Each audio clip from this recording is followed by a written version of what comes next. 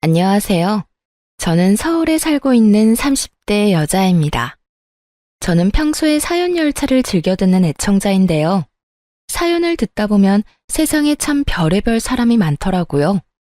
저 역시 그 별의별 사람과 결혼하고 그 못지않은 시댁 식구들을 만나게 되어 이혼을 하게 되었는데요. 저의 기가 막힌 사연 한번 들어보실래요?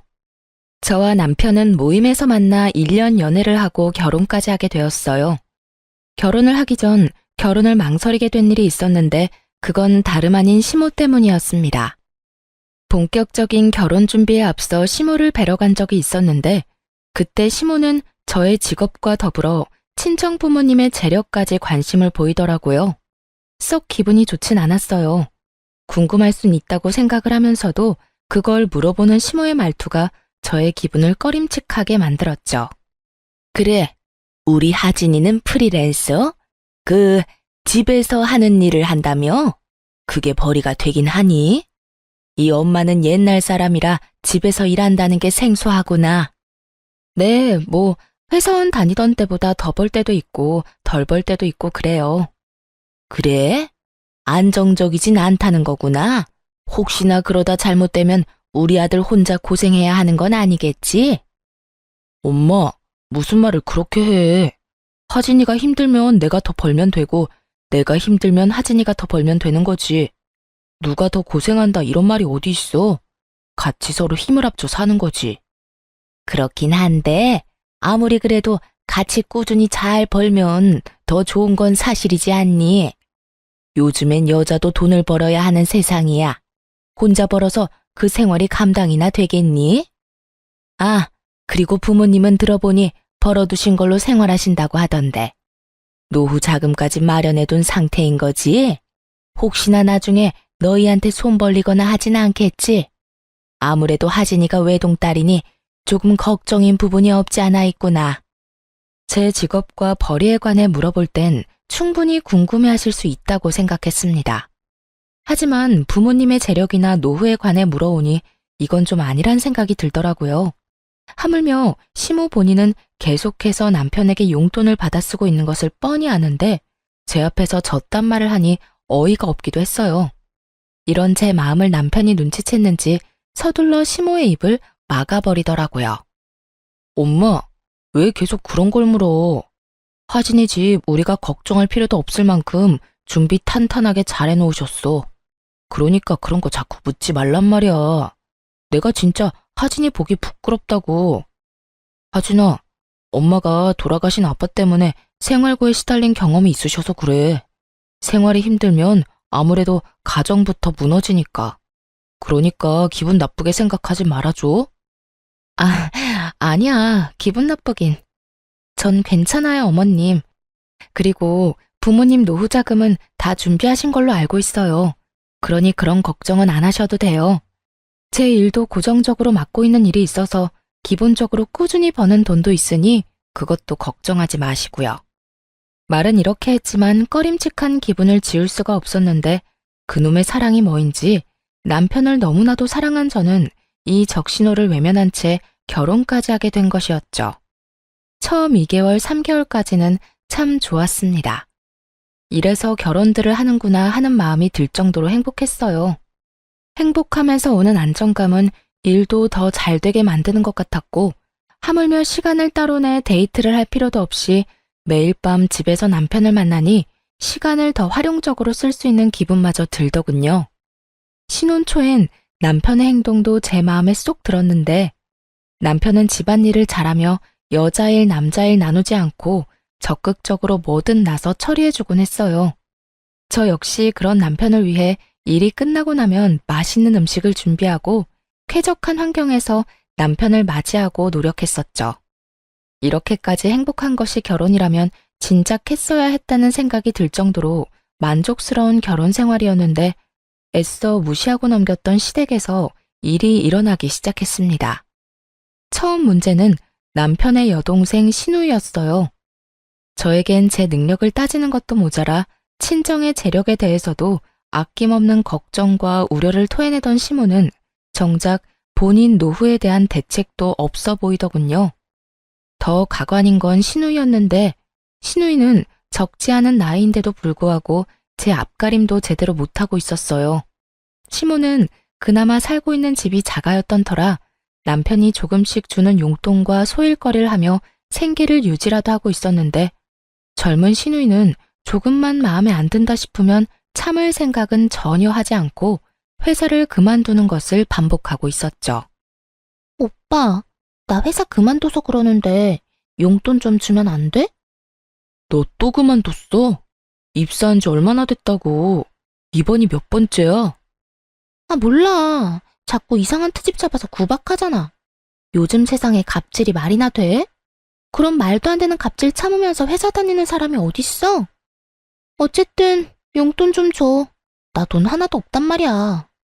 너 이번이 정말 마지막이야. 다음부턴 국물도 없어. 네, 오라버니 고맙습니다. 이렇듯 시누이는 야금야금 남편에게 용돈이란 명목으로 돈을 뜯어가기 일쑤였고 그 액수가 크지 않았던 터라 그저 지켜만 보고 있는 상황이었죠. 그런데 시누이는 남편에게 뜯어가던 돈으론 부족했는지 어느 날은 제가 혼자 있는 낮 시간에 집으로 찾아왔더라고요. 연락 한 통 하지 않고 말이죠. 아가씨, 갑자기 무슨 일이세요? 지금 회사에 있을 시간 아니에요? 회사 그만뒀어요. 조금 더 일찍 입사한 게 무슨 벼슬이라도 되는 줄 아는지 과장이 계속 잔소리하고 괴롭혀서 그냥 그만두고 나와버렸어요. 아, 그래요? 그러면 또 취업 자리 알아봐야 하겠네요. 그렇죠 뭐. 그렇지 않아도 이력서 냈는데 면접 보러 오라고 해서 가보려고요. 그래서 하는 말인데 언니, 나 용돈 좀 주면 안 돼요? 면접 보러 가려고 하는데 마땅히 입을 옷이 없어서요. 네? 용돈이요? 아가씨, 얼마 전에 오빠한테 용돈 받아갔잖아요. 그때도 오빠가 꽤 준 걸로 아는데 설마 그 돈을 다 썼어요? 아, 그거 얼마나 된다고 남아있겠어요. 이미 다 쓰고 없죠. 그러지 말고 용돈 좀 줘요. 저 진짜 이번 회사는 꼭 다니고 싶단 말이에요. 이번에 면접 붙으면 그만 안 두고 오래 다닐 자신도 있다고요. 사실 예전부터 들어가고 싶던 회사였는데 번번이 떨어져서 면접도 못 봤던 곳이에요. 제가 오죽 간절하면 언니한테까지 이러겠어요? 그러니까 돈 좀 줘요. 제가 이번엔 정말 잘할게요. 다른 것도 아닌 면접 핑계를 대는데 어쩔 도리가 없더라고요. 하는 수 없이 전 결국 시누이에게 용돈을 주게 되었고 시누이는 말한 대로 정말 가고 싶었던 회사였던 것인지 준비를 열심히 한다 싶더니 취업을 했다고 연락이 왔더라고요. 언니, 저 붙었어요. 그때 말했던 그 회사에 입사했다고요. 그게 정말이에요? 아가씨, 정말 축하해요. 그렇게 가고 싶어 하더니 정말 잘 됐어요. 전 진심으로 축하해 주었고 시누이는 덕분에 취업 성공했다며 고맙다고 하더군요. 그렇게 취업을 한 시누이는 이때껏 다녔던 회사와는 달리 자기 말처럼 열심히 회사에 다녔고 한 달이란 시간 동안 단 한 번도 회사에 가기 싫다, 그만두고 싶다 등의 말을 하지 않더라고요. 그간 매번 한 달 만에 그만두거나 길어도 두세 달이었던 터라 이번엔 뭔가 달라도 확실히 다르다고 생각할 때였어요. 여보, 이번엔 아가씨 오래 버티네? 그 회사 진짜 다니고 싶었던 회사였나 봐. 그때 집에 와서 나한테 용돈 받아갈 때 그랬거든. 진짜 가고 싶었던 회사인데 번번이 떨어졌다고 말이야. 아, 어찌되었든 아가씨가 마음 잡은 것 같아서 다행이다. 나 회사 생활 적응 못하는 아가씨 보면서 내심 걱정했거든. 말도 마. 지금 다니는 회사가 마음에 드는 게 아니라 남자가 마음에 드는 거더라고. 뭐? 아가씨 좋아하는 남자 생겼대? 아니면 남자친구라도 생긴 거야? 남자친구 생기셨단다. 뭐 들어보니까 면접 볼 때 같이 면접 본 사람인데 그 남자 도움으로 면접에도 붙을 수 있었다고 하더라고. 옆에 앉아서 기다리는 동안 면접 노하우도 많이 알려주고 긴장 풀리게 웃긴 이야기도 많이 해주고 그랬대. 정말? 그러면 입사 동기하고 사내 커플인 거네? 그렇지. 아주 푹 빠져있더라. 말끝마다 자기 남자친구 자랑을 해대는데 귀 따가워 죽는 줄 알았어. 신우이에겐 꽤 괜찮은 남자친구가 생긴 듯 했고 전 그 이유가 무엇이든 간에 신우이가 회사에 잘 다니는 것 같아 다행이라고 생각했어요. 딱 여기까진 다 괜찮았습니다. 젊은 남녀가 서로 좋아 만나겠다는데 그건 문제가 될 것이 전혀 없었죠. 하지만 그 다음이 문제였어요. 그날은 시모가 집으로 불러 시댁으로 간 날이었는데 시모의 안색이 안 좋더라고요. 그래서 전 걱정스러운 마음에 시모에게 이유를 묻게 되었죠. 그런데 어머님, 아가씨가 연애하는 게 그렇게 걱정이세요? 아가씨 남자친구가 마음에 안 드세요? 안색이 너무 안 좋아요. 아니, 그런 게 아니야. 오히려 남자친구는 잘 만났더구나. 집도 잘 사는 것 같고 사람도 성실하고 반듯한 것이 마음에 들었어. 지금 혼자 사는데 글쎄 그 아파트도 자가라고 하더구나. 그래요? 젊은 나이에 능력이 좋네요. 여러모로 좋은 일인 것 같은데 왜 그렇게 표정이 어두우세요? 아니 글쎄 우리 딸 임신을 했다나 봐. 모아둔 돈은 전혀 없는 주제에 덜컥 임신이라니. 일을 어떻게 해? 상대방은 바라는 게 많아 보이던데 우리는 능력이 안 되니 말이다. 돈은 없으면서 당장 결혼해서 아기는 무조건 낳을 거라고 난리다. 내가 골머리가 다 아파. 연애한 지 한 달 만에 임신, 그리고 결혼이라니. 솔직히 당황스럽긴 했어요. 그렇다고 이미 가진 아기를 지우라고 할 수도 없는 노릇이고, 또 그렇다고 준비된 것도 없는 아가씨에게 하고 싶은 대로 다 하라고 할 수도 없는 노릇이었죠. 그렇게 제가 당황스러움에 아무 말도 하지 않고 있으니 시모가 내 눈치를 살피며 이야기를 꺼내기 시작했어요. 그래서 하는 말인데 네가 시집 올 때 해온 신혼집 알아보니까 그 아파트 가격 많이 올랐던데 그거 처분해서 우리 딸 시집 좀 보내면 안 되겠니? 저를 시댁으로 부른 목적이 밝혀지는 순간이었어요. 결혼을 할 당시에 남편이 모은 돈이 별로 없어 친정에서 아파트를 해주셨는데 그 아파트를 팔아 시누이 결혼 자금으로 내놓으란 말을 하려 저를 부른 것이었더군요. 이런 정신 나간 시모들이 있다고 하더니 제 시모가 이런 정신 나간 말을 저에게 할 거라고는 상상도 못했습니다. 이런 문제일수록 애매하게 말해 괜한 기대감을 주는 것보다 확실하게 딱 자르는 게 맞다고 생각해 저는 조금 단호하게 나가기로 했어요. 네? 제 집을요? 그러면 저희는 어디서 살아요? 어디서 살긴 여기서 살면 되지 않니? 우리 아들 방 도배 싹 하고 가구 들이면 제법 신혼방 분위기 날 거다. 그러니까 집 처분해서 우리 딸 시집부터 좀 보내자꾸나. 아기를 지우려고 할 순 없는 노릇이지 않니? 그렇다고 제 집을 처분해서 아가씨 시집 보내는 것도 아니죠. 저도 힘들게 번 돈으로 힘들게 장만한 집이라고요. 저희 부모님 돈도 들어가기도 했고요. 어찌됐든 전 그럴 생각 없으니 어머님도 방금 하신 말은 없던 걸로 해주세요. 제 말에 시모는 섭섭한 기색을 숨기지 않더라고요. 그때까지 소중하다는 듯 부여잡은 제 손을 제가 안 된다고 하자마자 신경질적으로 뿌리친 시모는 이렇게 말했어요. 넌 어떻게 된 애가 생각해본다는 말도 안 하니? 네가 그렇게 딱 잘라서 안 된다고 말하면 내가 민망할 거란 생각은 안 하는 거니? 넌 어쩜 그렇게 네 기분, 네 생각만 하니? 민망하셨다면 죄송해요. 그런데 저는 어머님을 민망하게 만들고 싶어서 그랬던 게 아니라 이런 문제일수록 딱 잘라 정확하게 말해야 한다고 생각해서 그렇게 말씀드린 거예요. 아무리 길게 생각해본다 한들 안 되는 일인데 시간 끌면 뭐해요? 괜히 기대만 하게 만들지 않겠어요? 전 그런 상황 만들기 싫었던 것뿐이니 너무 기분 나빠하지 마세요. 이미 기분 다 상했다. 네가 뭐 지금이라도 다시 생각해본다고 하면 내 기분이 좀 풀릴 것 같기도 한데 어떠니? 다시 생각해 볼래? 누가 아니? 지금은 딱 잘라서 안 되는 일이지만 곰곰이 다시 생각해 보면 가능성이 생길 수도 있는 일이지 않니? 그러니까 지금 딱 잘라 안 된다고 하지 말고 집에 가서 잘 생각해 보려무나. 어머님, 100번을 생각해도 안 되는 건 안 되는 거예요. 제 힘으로 마련한 집도 아니고 부모님께서 해주신 집인데 그걸 팔아서 아가씨 시집 자금으로 보태는 건 말도 안 되죠. 너 아까부터 계속 말도 안 된다고 하는데 뭐가 그렇게 말도 안 되니?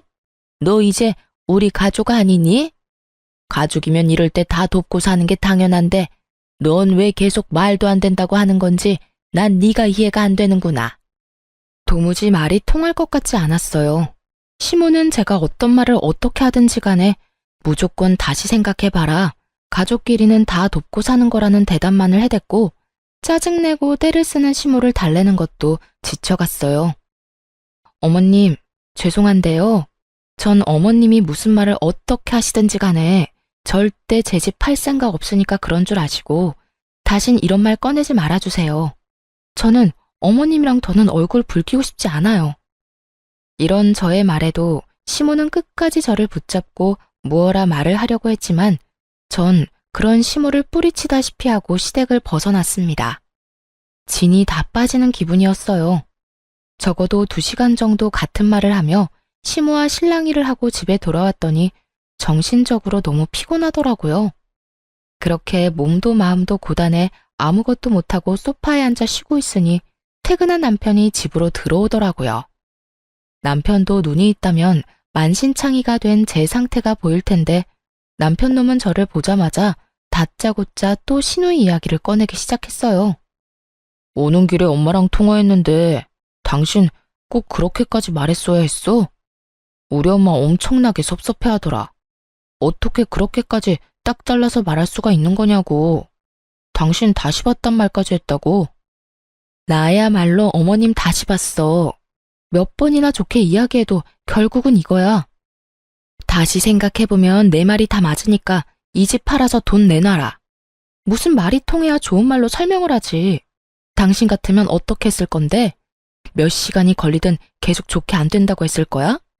나 오늘 2시간 넘게 이 집 이야기만 하다가 왔어. 내가 오죽했으면 다신 그런 말 꺼내지 말란 말까지 했겠냐고. 당신 심정 이해 안 되는 건 아니지만 그래도 좋게 말하지 그랬어. 아니, 그냥 이 집 처분해도 상관없잖아. 우리야 엄마 집에 들어가서 살면 되는 거고 집이야 부지런히 모아서 다시 장만하면 되는 거지. 어차피 당신도 친정에서 받아온 집이면서 뭐가 아깝다고 그렇게 안 판다고 우겨서 이 난리를 만들어. 이놈도 제정신은 아니구나 싶었어요. 저희 부모님께서 힘들게 번 돈으로 제가 조금이라도 편하게 살기 바라는 마음에서 장만해 주신 집을 팔아 시누이 시집 보내고 시집살이나 하라는데 어느 여자가 웃으면서 네 하겠어요? 그건 그 여자가 나사 하나 빠진 거 아닐까요? 다른 사람은 어떻게 생각할지 몰라도 제 생각은 확고했기에 남편의 말을 듣는 내내 남편의 정신 상태가 궁금해지더군요. 여보, 우리 부모님은 하늘에서 떨어진 돈으로 이 집 마련해 주신 것 같아? 우리 부모님도 힘들게 번 돈으로 나 편히 살라고 큰맘 먹고 마련해 주신 집이야. 그런데 나 편히 살라고 마련한 집을 홀랑 팔아서 아가씨 시집 보내고 난 시집살이나 하라고? 당신 같으면 그렇게 하겠다는 말이 나오겠어? 아니, 당신이 어떻든 상관없이 난 그렇게 착하지도 그렇게 너그럽지도 않은 사람이니까 나한테 그런 말도 안 되는 요구하지 마. 당신 진짜 이렇게까지 냉정하게 굴어야겠어? 나도 오죽하면 이렇게까지 말하겠냐고. 다른 것도 아닌 임신했다잖아. 죽어도 아기 낳겠다는데 그러면 미혼모를 만들어? 그럴 순 없는 노릇이잖아. 일단 시집은 보내야지. 그러니까 애초에 그렇게 과한 혼수를 요구하면 아가씨가 딱 잘라서 안 된다고 했어야지. 모아둔 돈도 없고 마련할 능력도 없으면서 무조건 알겠다고 하면 어떻게 해. 그 뒷수습은 누가 하냐고. 아가씨 생각하면 나도 안타깝긴 하지만 그건 그거고 이건 이거야. 난 이 집 건드릴 생각 전혀 없으니까 그런 줄 알아. 여보, 왜? 여기 귀먹은 사람 없어. 소리 지르지 말고 똑같은 말 계속하게 만들지도 마. 처음이었어요. 남편과 제가 이렇게까지 언성을 높이며 부부싸움을 한 적은요. 남편은 계속 저를 설득하려고 했고 저는 끝까지 안 된다고 하고 그야말로 아비규환이 따로 없었죠. 그날 이후 시모와 시누이는 번갈아 가며 연락이 오고 있었고 연락이 없는 날엔 집에 와 저를 설득하려고 애썼어요.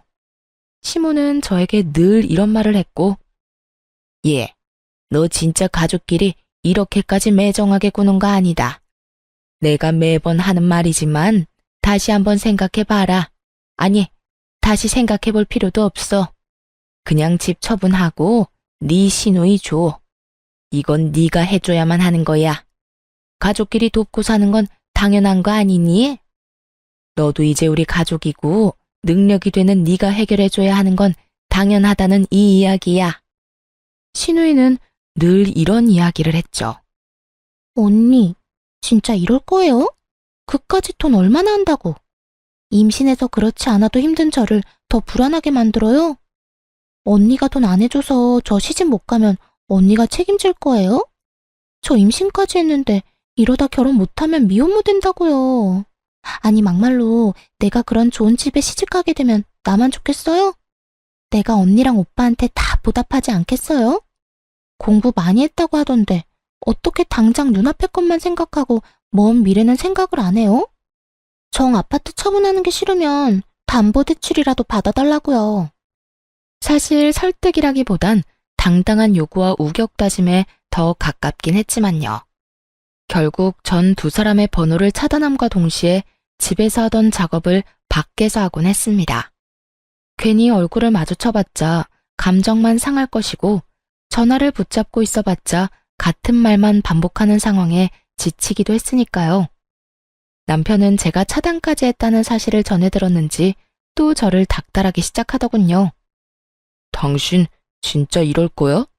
어떻게 시댁 식구를 차단할 수가 있어? 내가 오죽했으면 이렇게까지 했겠어? 전화가 쉴 새가 없어. 어머님이랑 아가씨가 계속 전화해서 아니, 두 사람은 나한테 이 집 맡겨놨대? 나한테 도대체 왜 그러는 거야? 두 사람도 오죽했으면 그렇게까지 하겠어? 오죽 급하고 절박하면 그렇게까지 하겠냐고. 난 분명 안 된다고 여러 번 말했고 지금도 그 생각에는 변함없어. 그러니까 나한테 그만 연락하고 그만 찾아오라고 전해.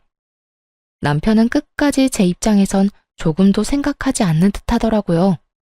그저 남편의 머릿속엔 자기 동생만으로 가득해 보였고 전 그런 남편을 보며 점점 실망감을 느끼고 있었습니다. 그렇게 살얼음판을 걷는 와중에 시누이의 상견례 소식이 들려오더라고요. 마음 같아선 상견례고 나발이고 참석하고 싶지 않았지만 남편이 돈도 안 내놓으면서 자리도 채우지 않을 셈이냐며 빈정거리길래 결국 참석하게 되었어요. 상견례 자리는 생각보다 화기애애했는데 본격적인 결혼 준비와 함께 돈 이야기가 오가며 분위기는 조금씩 무거워지더라고요. 저희는 아무리 급하게 하는 결혼이라도 격식은 차리고 싶은데 사돈 생각은 어떠세요? 아무래도 저희는 아들 하나뿐이라 해주고 싶은 것도 많고 그만큼 격식을 따지고 싶은 마음이 크긴 한데 혹시나 사돈 댁에서 부담이 되신다면 다 생략해도 상관은 없습니다. 혼수도 마찬가지예요. 지금 이 녀석이 사는 집에 다 갖춰져 있긴 하지만 아무래도 새 출발하는 건데 가전 가구도 새로 다 하는 게 좋지 않을까요? 뭐 우리 새아가만 괜찮다면 그대로 써도 상관은 없지만요. 사돈 댁에선 자신들의 입장에선 격식을 차리고 싶은 것도 사실이지만 최대한 시댁에 맞춰 진행해도 상관없다는 듯 말하더군요. 그 순간 내심 저는 잘 됐다고 이젠 그렇게까지 큰 돈은 필요 없겠다 싶었어요. 그러면서도 사돈댁은 시댁에 들었던 것만큼 과하게 바라는 것 같지도 않은데 왜 집까지 들먹이며 사람을 괴롭혀댔나 하는 원망스러운 마음도 들더라고요. 그렇게 이야기를 들으며 혼자만의 생각에 잠긴 사이 시모가 입을 떼더라고요. 아닙니다. 저희도 딸 하나 시집 보내는 건데 다 제대로 해서 결혼시키고 싶네요. 혼수도 이미 다 알아보고 있어요. 그러니 사돈께선 말씀하신 대로 격식 다 갖추고 애들 결혼시키면 될 것 같아요. 이때야 확실해졌어요. 애초에 시모와 시누이가 말하던 사돈댁에서 바란 혼수 따윈 없었다는 것을요. 그저 시누이와 시모가 처음부터 밉보이고 싶지도 않고 있는 척을 하고 싶어 이때껏 돈을 내놓으라며 사람을 괴롭혔던 것이라는 것을 말이죠. 그 순간 화가 나기도 했지만 불안하더라고요. 당장 돈 나올 구멍이 전혀 없다는 걸 아는데 저런 대화를 주고받으니 기가 막히면서도 불안할 수밖에요. 그 뒤로도 이런저런 이야기가 오가긴 했지만 깊어지는 불안감 때문에 전혀 집중할 수가 없었고 정신을 차려보니 상견례는 끝이 났더라고요. 제 불안감과는 달리 결혼식은 생각보다 더 빨리 준비되어 가고 있었어요. 고가의 식장과 스튜디오, 드레스, 메이크업 예약을 했다는 이야기도 들리더라고요. 그럴수록 저는 더욱 불안해졌고 그 불안감은 현실이 되었습니다. 그날도 남편은 출근을 하고 저는 집에서 일을 하고 있는데 점심시간이 갓 지났을 무렵 출근한다고 나간 남편이 시모와 함께 집으로 들어오더라고요. 양손에 하나씩 큰 캐리어를 끌고서요. 여보, 이 시간에 집엔 무슨 일이야? 어머님까지. 그런데 그 짐은 뭐예요? 보면 모르니? 내 짐이다. 제 물음에 시모는 당당하게 대답했고 그제야 상황 파악이 된 제가 남편을 노려봤어요. 남편도 제 살결인 눈빛을 읽었는지 상황을 장황하게 설명하기 시작하더군요. 여보, 그게 말이야. 당신은 이 집 팔 생각 전혀 없다고 그러고 임신한 여동생은 시집 보내야 하겠고 그러니 어쩌겠어. 우리가 돈 나올 때라곤 엄마 집뿐이니 엄마 집 처분하고 우리랑 같이 살기로 했어. 엄마가 큰맘 먹고 집도 처분하고 우리랑 같이 사는 불편함도 감수하기로 했으니까 당신도 이 집 지킨 대신 엄마 좀 모시고 살아야겠어.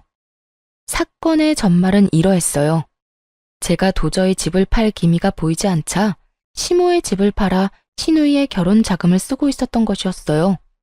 상견례 전 저에게 이런 계획을 털어놨다간 제가 상견례 자리에서 가만히 있지 않을 테니 저에겐 비밀로 하고 있다가 상견례가 끝나자마자 집으로 밀고 들어왔던 것입니다. 여기까지도 머리뚜껑이 열리기 직전인데 시모는 당연하다는 듯 안방을 가리키며 이렇게 말하더라고요.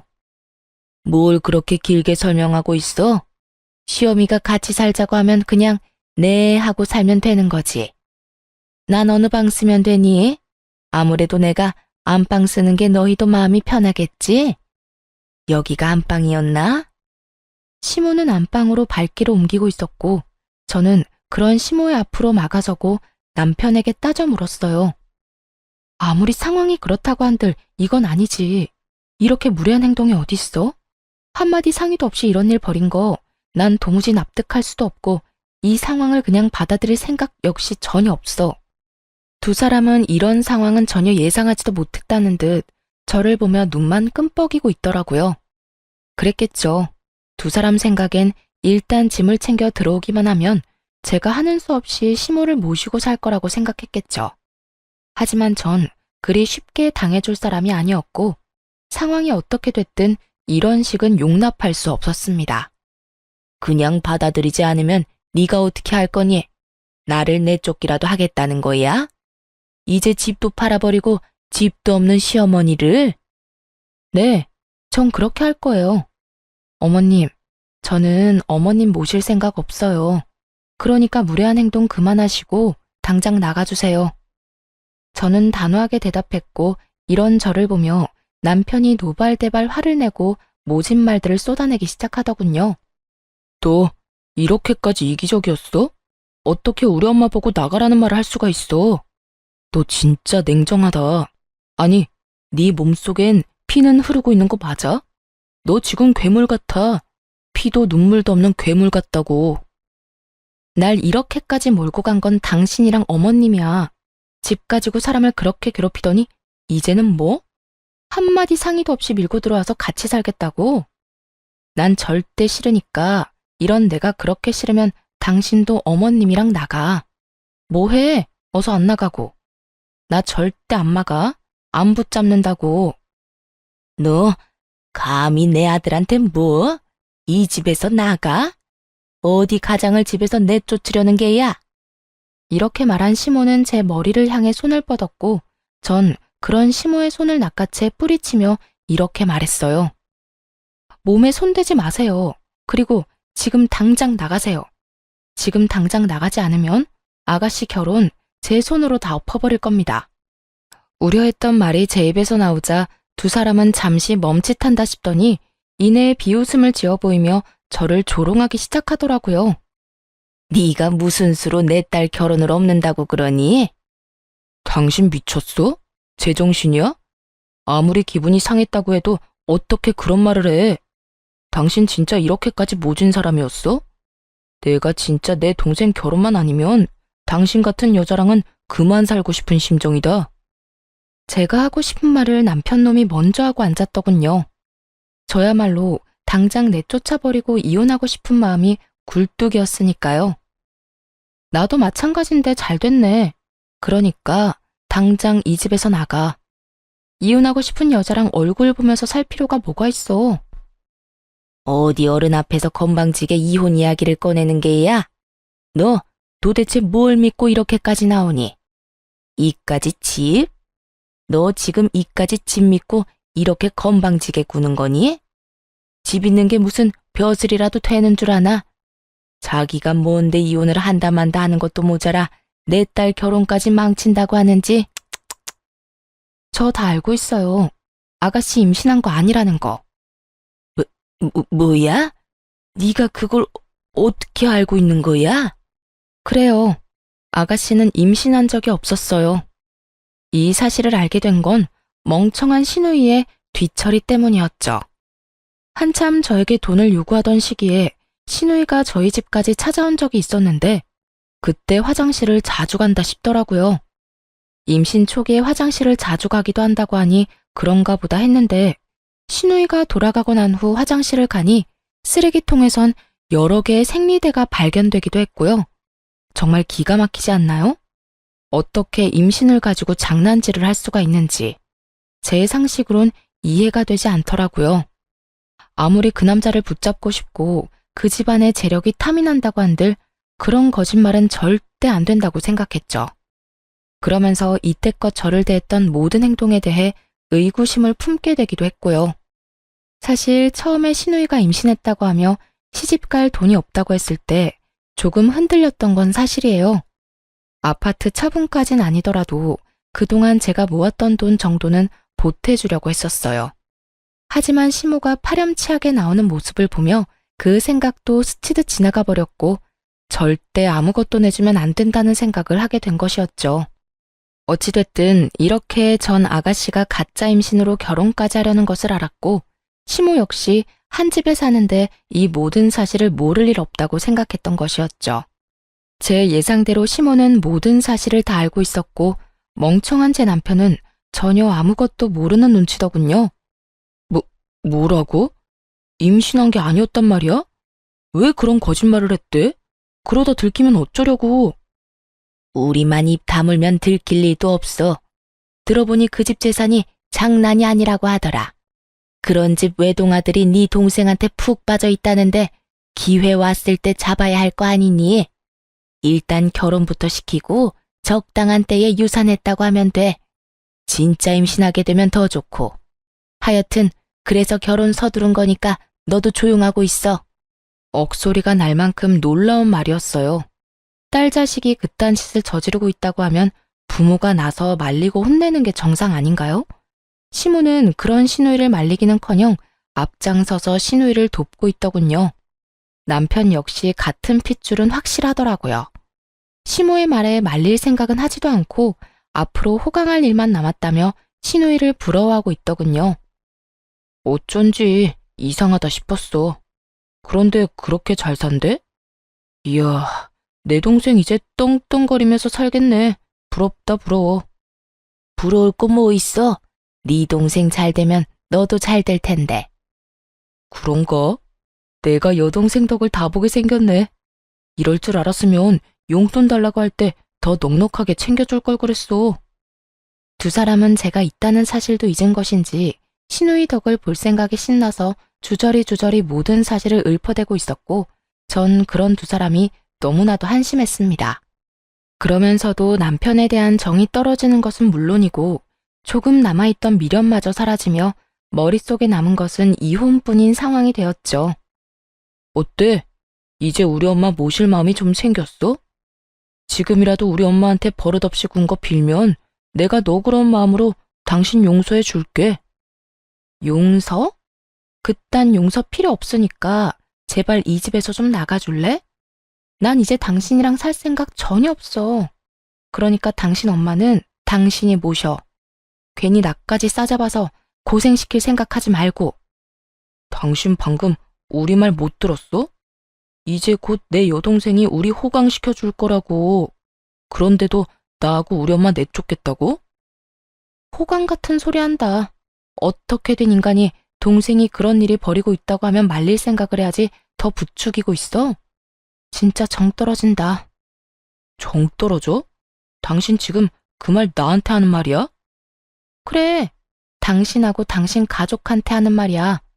사랑하는 남자한테 임신했다고 속이고 결혼하려는 아가씨나 그런 사실 알고도 딸 혼내기는커녕 집까지 처분해서 도와주는 어머님이나 호강 타령이나 하는 당신이나 세 사람 전부 다 치가 떨리게 정 떨어져. 난 네가 말하는 그딴 호강은 바란 적도 없고 앞으로도 필요 없으니까 당장 이 집에서 나가. 이렇게까지 나가라고 했으면 자존심이 상해서 나가는 것이 정상일 텐데 도무지 두 사람은 움직일 생각도 제 말을 들어먹을 생각도 하지 않더라고요. 오히려 화를 내는 저를 보면 그러다 정말 후회한다는 둥, 지금이라도 늦지 않았다는 둥 헛소리만 하며 비아냥거릴 뿐이었어요. 전 더는 두 사람의 그림자도 보기 싫은 상태였고 혹시 몰라 상견례 때 받아뒀던 신우이의 예비 신랑의 명함을 보여주며 이렇게 말했어요. 나 지금 농담하는 거 아니야. 지금 당장 나가지 않으면 나 이 명함에 적힌 번호로 전화해서 아가씨 가짜 임신이니까 지금 당장 산부인과 같이 가보라고 할 거야. 그게 뭔데? 이찬훈? 이찬훈이면 내 동생이랑 결혼할 남자 아니야? 네가 이 사람 명함을 왜 가지고 있어? 상견례 때 주길래 받아뒀어. 지금 그게 중요해? 더 중요한 게 있을 텐데. 정말 네 동생 결혼 다 엎어버리기 전에 당장 나가라고. 잠시만. 당신 정말 왜 이래? 지금 우리가 여기서 나가면 어디로 가? 오갈 데도 없단 말이야. 그것까지 내가 해결해줘야 해? 이혼할 마당에 그런 것까지 내가 신경 써줘야 하냐고. 신경 써달라는 게 아니라 며칠 시간을 좀 달라는 말이지. 아니, 이혼할 때까지는 여기서 좀 지내면 안 될까? 당신이 원하는 대로 이혼할 건데 조금만 지낼게. 느끼셨나요? 남편이나 시모나 대화가 통하지 않는 것은 매 한 가지였어요. 아니, 통하지 않는 것을 넘어 아예 되지 않는 수준이었죠. 저는 도저히 안 되겠다는 생각에 두 사람이 보는 앞에서 명함에 적힌 번호를 누르기 시작했고 그런 제 모습을 보던 남편과 시모가 화들짝 놀라며 짐을 챙기기 시작하더라고요. 지금 나가. 지금 나간다고. 그러니까 전화하지 마. 당신이 전화하면 진짜 큰일 난다고. 그래, 얘. 나 짐 다 챙겼다. 이제 나갈 거야. 그러니 전화하지 말거라. 앞으로 여기 찾아오지도 않을 테니 절대 전화하지 마라. 아연실색한 두 사람은 서둘러 집을 떠나버렸고 전 잔뜩 겁에 질린 채 도망가는 두 사람의 모습을 보며 깊은 한숨을 내쉬었어요. 그날 이후 이혼 준비에 박차를 가했어요. 저를 괴롭혔던 남편은 물론이고 시모 신우이에게까지 위자료를 받을 수 있었죠. 금액이 많진 않았지만 속이 다 후련하더군요. 거기에다 전 제가 결혼을 하며 쓴 모든 비용을 청구해 그것마저 6개월이란 시간 동안 대부분 돌려받을 수 있었습니다. 제가 이혼을 하고 난 후 전 신우이에게 연락이 왔더라고요. 들리는 소문으로 결혼 한 달 만에 이혼 취소를 당했다고 하던데 그 소문이 맞더라고요. 이렇게 전화까지 한 걸 보면요. 야, 네가 다 말했지? 나 가짜 임신이었던 거 네가 다 말했잖아. 너 다 알고 있었다며. 네가 내 남편한테 전화해서 산부인과 가보라는 거 아니냐고. 야, 마누라가 임신했는데 남편이 병원 같이 가고 싶어 하는 건 당연한 거 아니니? 어디 애먼 사람한테 전화까지 해서 핫플이야. 그전까진 병원 가보자는 말도 안 했단 말이야. 왜 갑자기 병원에 가자고 하냐고. 그걸 나한테 물으면 어떻게 해? 네 남편한테 물어봐. 당사자 두고 왜 나한테 이 난리야? 이혼하자고 저 난리를 부리는데 어떻게 그딴 걸 물어봐? 진짜 머리는 장식용이야 뭐야? 너야말로 대가리가 장식용이겠지.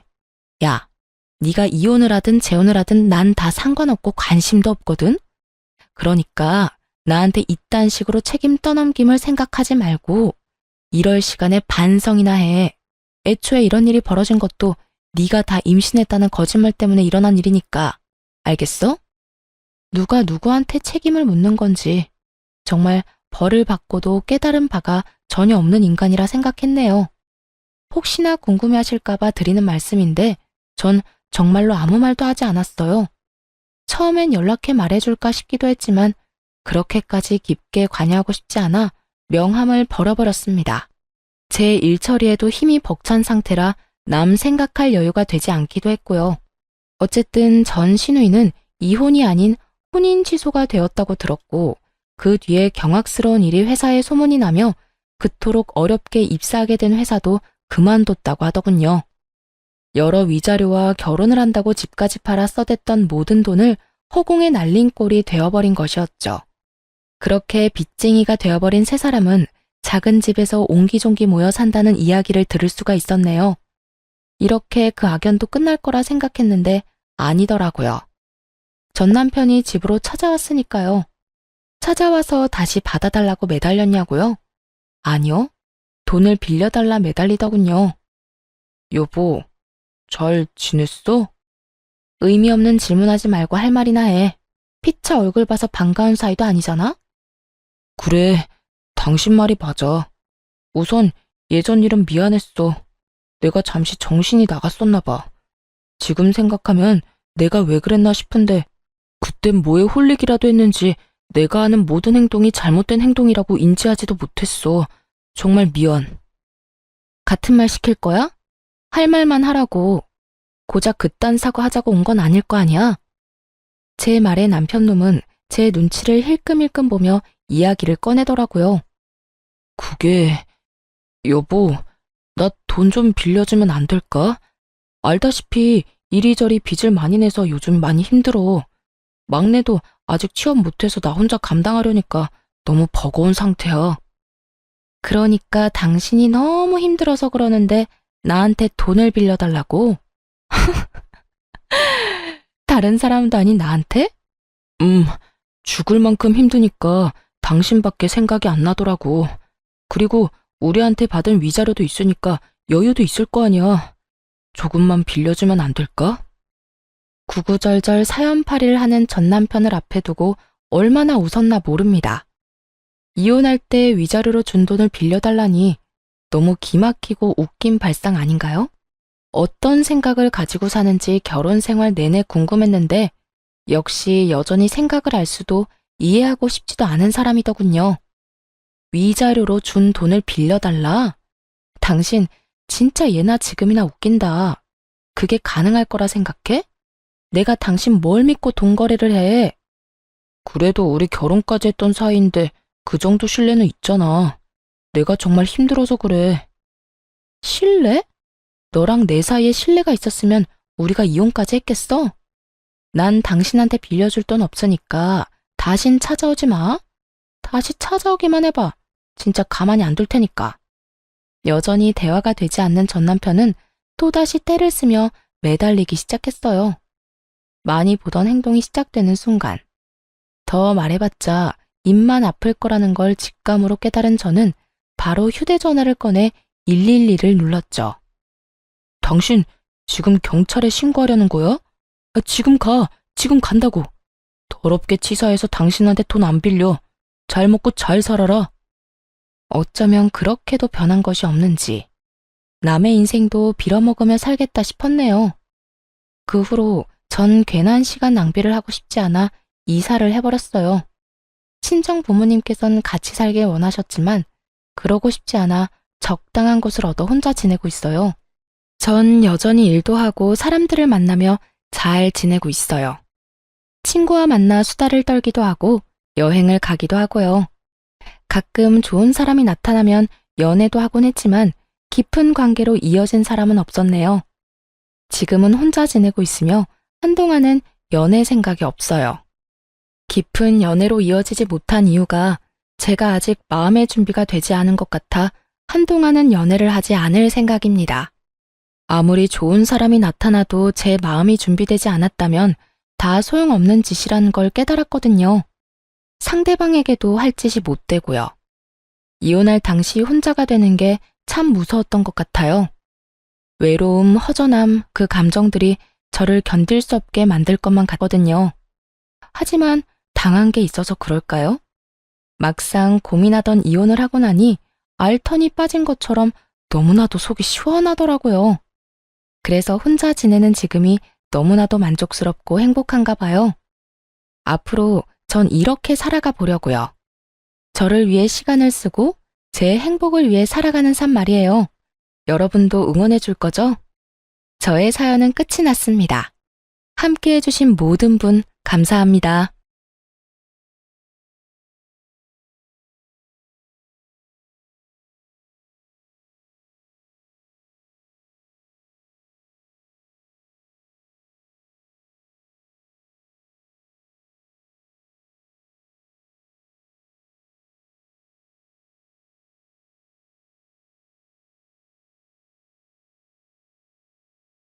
날 행복하게 해주던 이에게 느낀 배신감은 참 가슴을 후비는 고통이더군요.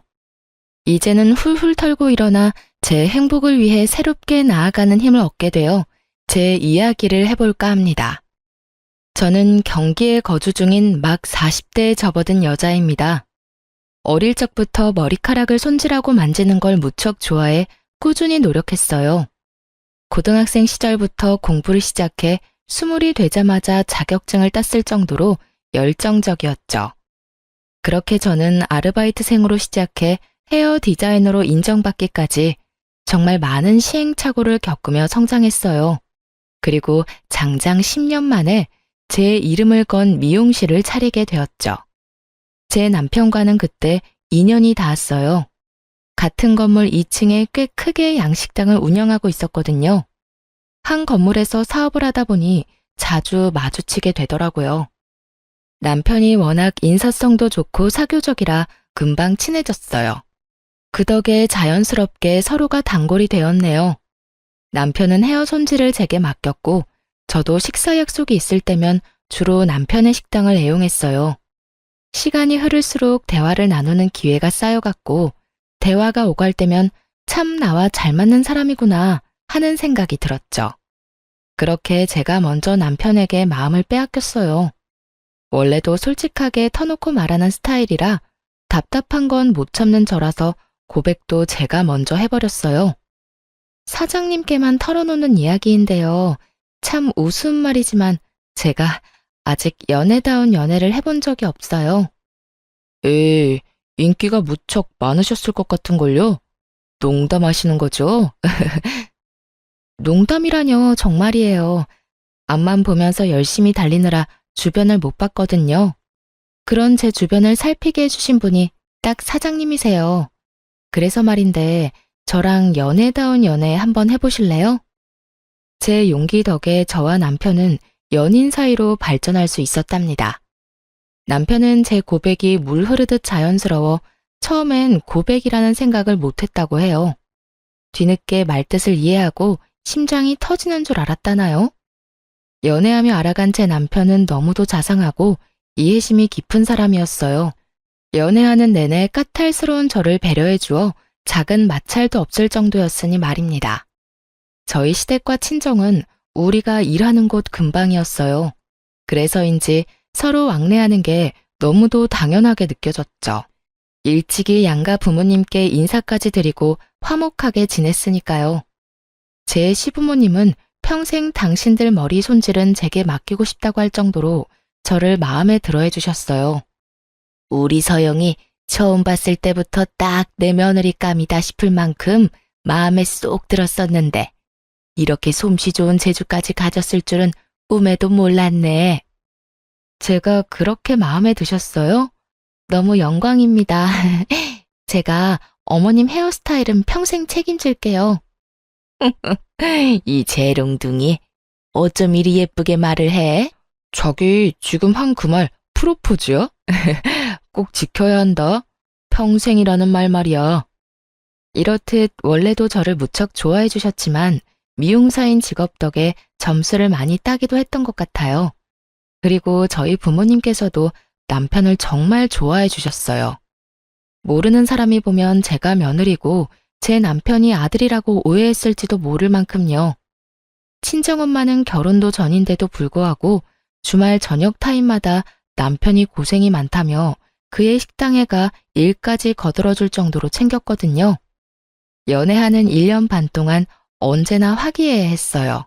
그리고 양가 부모님의 큰 축복 속에서 성흥리에 결혼까지 하게 되었죠. 우리 부부는 오롯이 신혼생활을 즐기길 원했어요. 남편은 아이가 자연스럽게 찾아와 준다면 몰라도 우리 행복을 조급한 마음으로 망치고 싶지 않다고 했어요. 노산이라는 핑계로 아이를 갖겠다고 버둥대면 힘들지 않겠냐고요.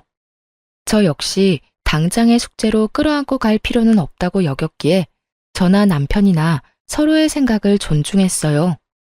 남부럽지 않을 만큼 행복한 결혼 생활을 이어가던 어느 날 남편이 운영하는 양식당에 큰일이 닥치고 말았습니다. 그 일로 시부모님은 저희 부부에게 선을 그으셨어요. 저희의 일이니 도움을 줄 수 없다고요. 엄마, 나 지금 좀 곤란한 상황에 처했어. 나 좀 도와줘. 내 숨구멍 좀 트여줘요. 사업하다 보면 원래 그런 일 다 겪고 그런 거 아니야? 큰일도 아닌데 호들갑은.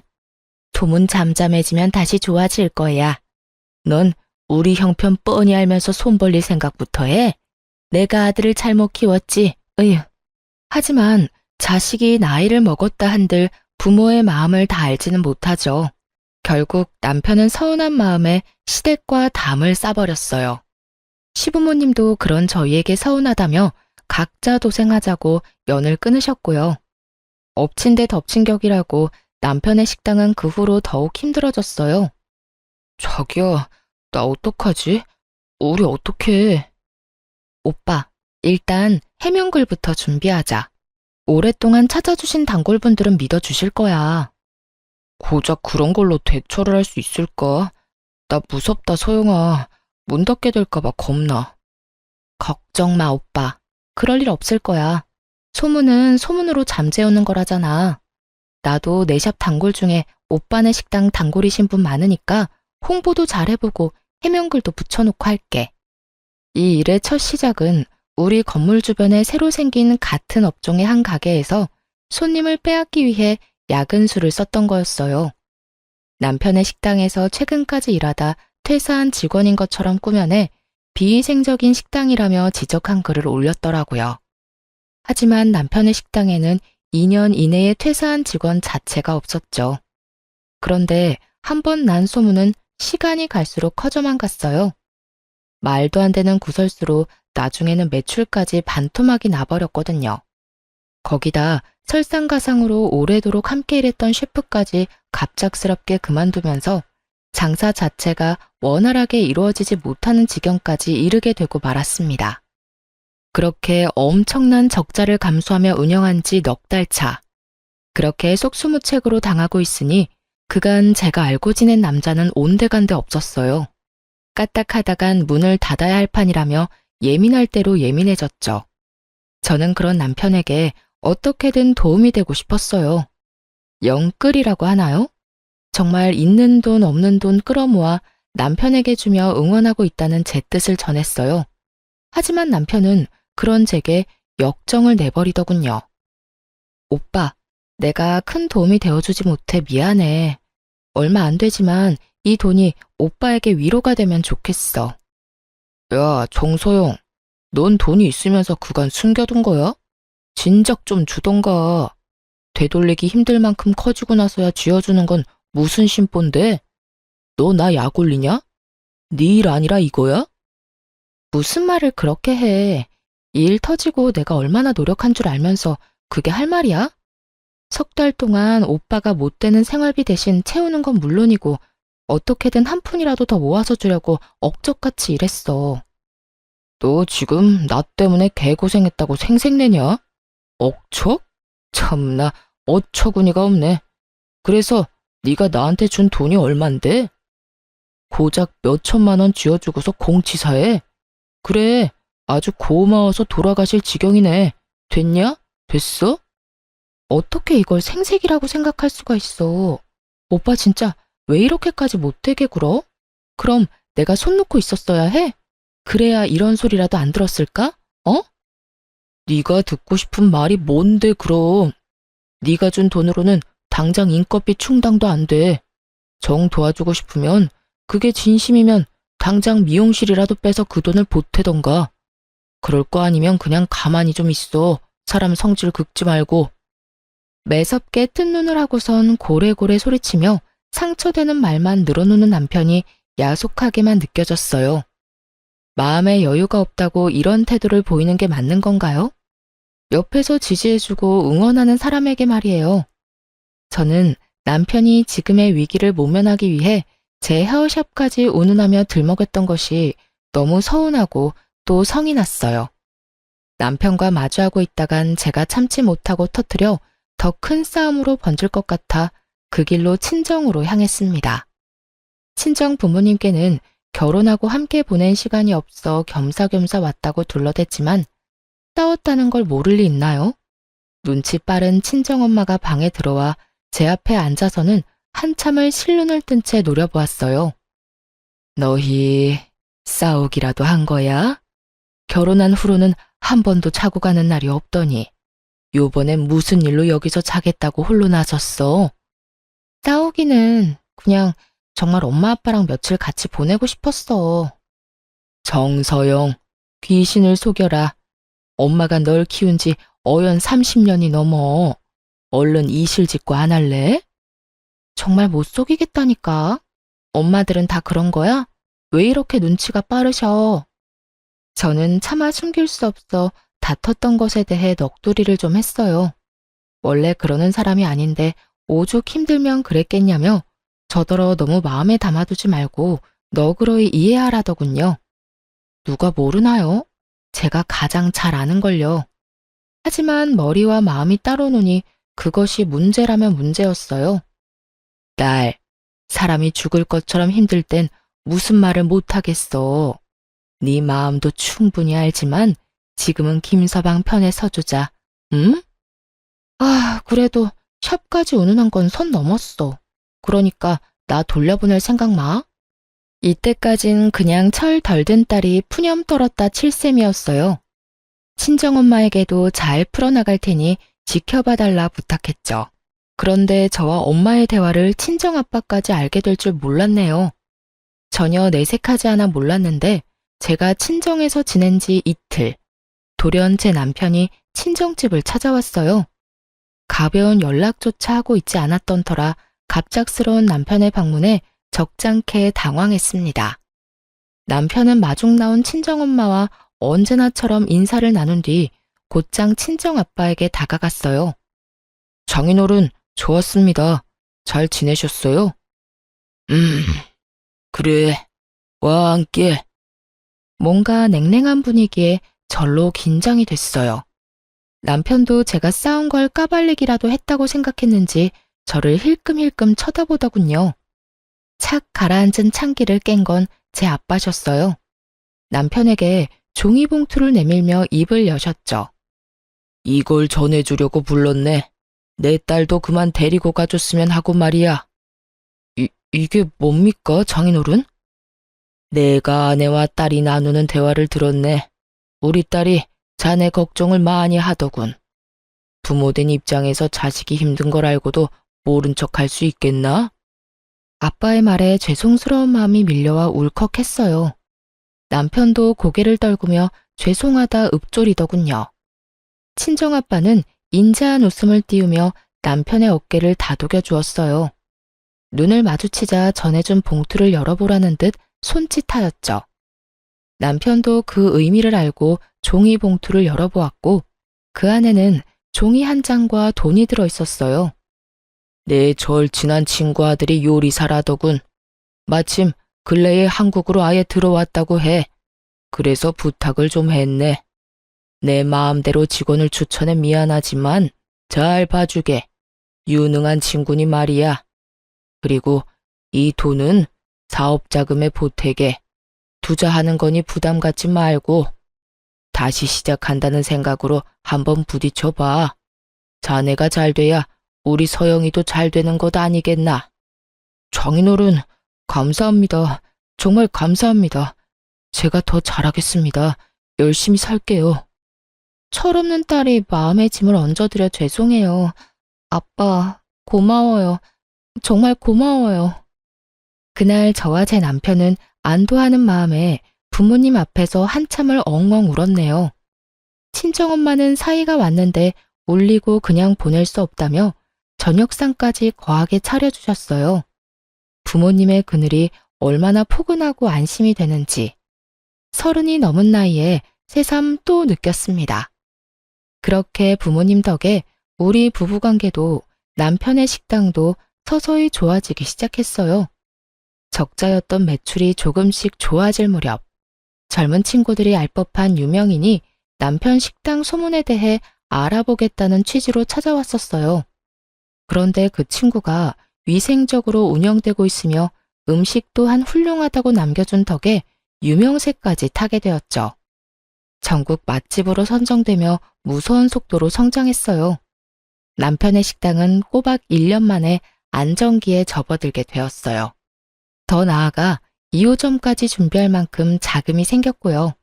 남편은 이렇게까지 단기간에 성공을 이룰 수 있었던 건 다 저와 제 부모님 덕이라며 정말 감사해 했습니다.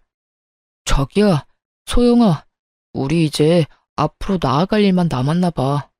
이렇게 행복해도 되나 싶을 만큼 행복한 요즘이야. 축하해, 오빠. 그동안 정말 너무 고생 많았어.